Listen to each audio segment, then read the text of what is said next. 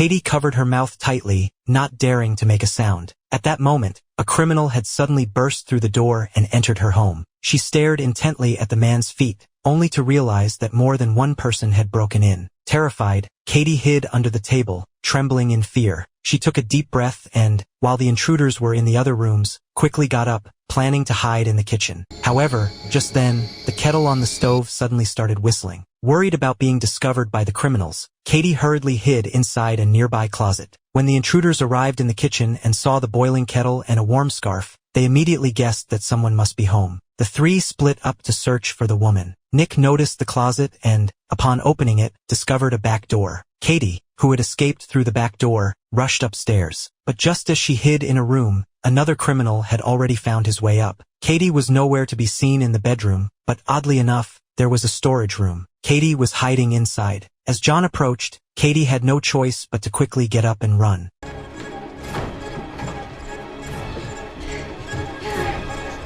To everyone's surprise, although the front door downstairs was wide open, Katie stopped at the doorway, not daring to step outside. This scene left the three criminals dumbfounded, unable to understand why she would miss the perfect opportunity to escape. From Katie's eyes, it was clear that she seemed terrified of going outside. Nick had Katie sit on the couch and asked her why she didn't run, and why she didn't attend her brother's funeral. But Katie remained silent in response to Nick's questions. Left with no choice, Nick had John watch over Katie, while he and Alan searched for the safe. However, no one expected John to open the door and force Katie to go outside. At this point, Katie felt incredibly frightened, which only made John more curious. He approached Katie, grabbed her, and despite her struggles, dragged her out the door. Suddenly, Katie's eyes grew hazy.